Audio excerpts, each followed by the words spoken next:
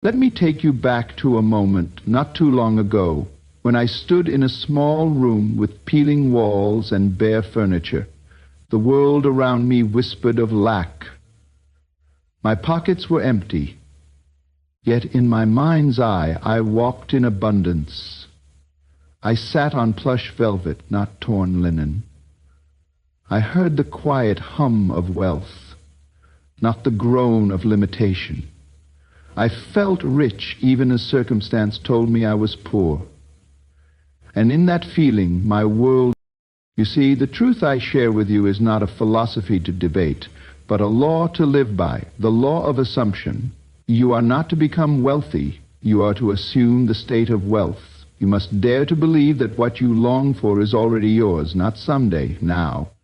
You must rise in the morning not as one who hopes for abundance, but as one who is abundant. I ask you now, what would it feel like if you were already wealthy?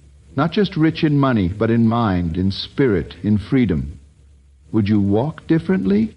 Speak with more ease? Breathe deeper? That feeling is the doorway.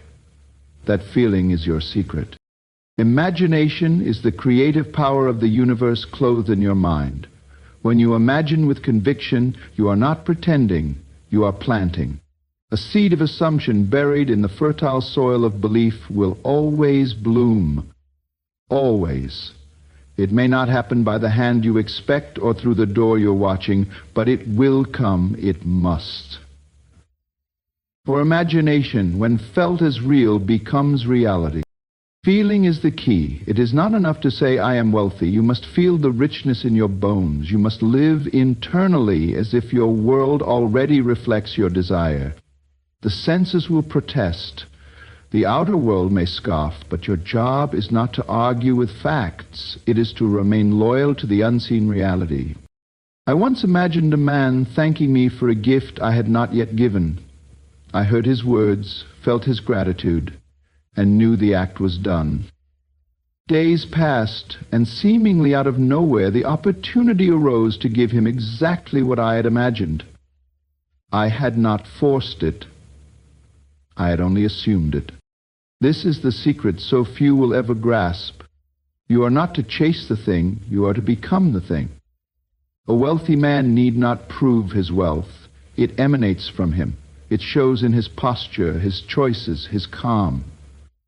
Be that man now, not when the money comes, but before, especially before. Live in the end. Clothe yourself in the feeling of the wish fulfilled.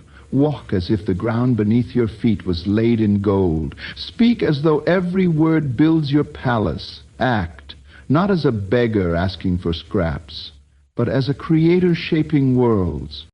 I tell you, your assumption, when persistently held and faithfully felt, will harden into fact. You are the operant power. You are the author and the actor. The stage is yours. Choose your role. And so I leave you with this. Tonight, as you lie in your bed, do not count what is missing. Count what is imagined. Feel what is yours. Dwell in that scene where your dreams are already your reality. Let the feeling possess you. Let it move you. And when morning comes, rise not as who you were, but as who you are. Wealth is not out there, it is within.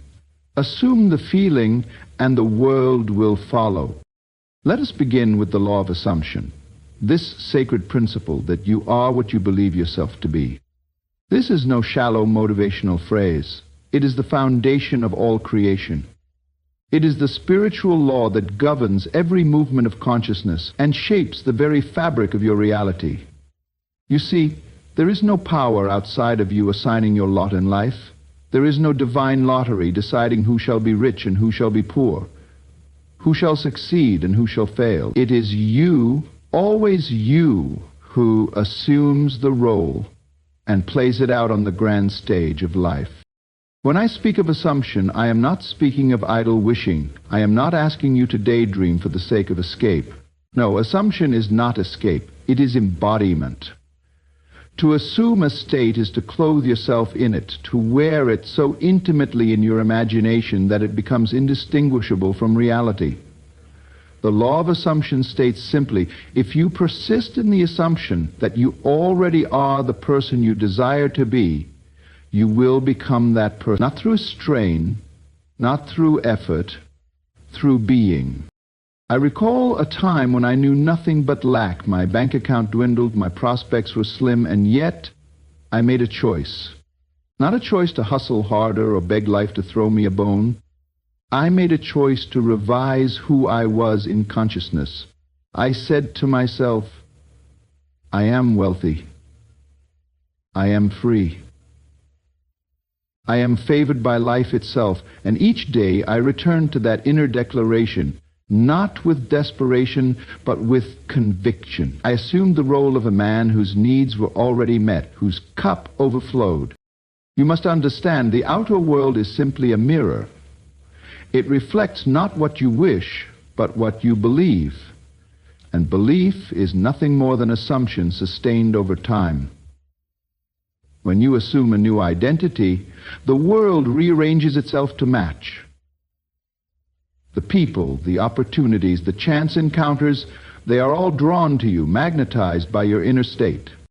If you believe wealth is something out there that you must attain, then you place it forever at a distance. But if you assume that wealth is your natural state, that abundance flows to you as effortlessly as your breath, then that assumption begins to shape every interaction, every decision, every moment of your life. Think of the actor on stage. Before he steps into the spotlight, he has assumed the character. He does not try to act. He is the role. His voice changes, his posture shifts, his very energy transforms.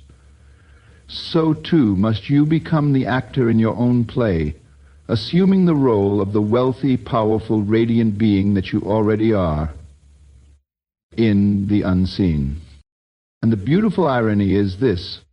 The world will call it coincidence, fortune, luck, but you will know it was assumption all along. The law does not fail. You become what you believe yourself to be, not because of effort, but because consciousness is the only reality, and assumption is its most direct command. So I ask you, who do you assume yourself to be, not in fleeting thought, but in the deep corridors of your mind, where your true identity lives? Change that assumption, and you change everything. Imagination creates reality. This is not a poetic suggestion, it is the eternal truth. Everything you now see, everything you touch, everything you call your life, first existed as a faint whisper in the imagination. The chair you sit upon was first a vision in the mind of its maker. The clothes you wear, the building you walk through, even the words you now hear from me, all were once imagined. Imagination is not idle fantasy. It is the workshop of God within you. It is the divine creative faculty by which all things are made. When I say God, I am not referring to a distant being in the sky, but to the eternal I am within your own consciousness. That I am, the very awareness that you exist, is God. And that God imagines, and when He imagines, creation follows. I remember a time in my life when the evidence of wealth was entirely absent from my physical world. Yet in the quiet hours of the night, I would close my eyes and retreat inward, not into sleep, but into a deeper kind of awareness. In that sacred space, I would see myself living the life I desired, not hoping for it, living it. I would feel the warmth of success in my chest, hear the voices congratulating me, see the beauty of my surroundings in vivid detail. And though the world outside remained unchanged at first, within something had shifted. The seed had been planted. You must understand, your imagination is not mere make-believe. It is truth in its earliest form. When you imagine something with clarity and feeling, you are constructing the blueprint of your future. The outer world cannot help but conform to the image you persist in holding within. But most people do not live from imagination, they live from memory. They wake each day and reaffirm the same old story. I am broke, I am struggling, I am unlucky. And so they recreate the same circumstances over and over again, not realizing that their attention is the brush and imagination the canvas. Whatever image you dwell upon, you breathe life into. You are always imagining.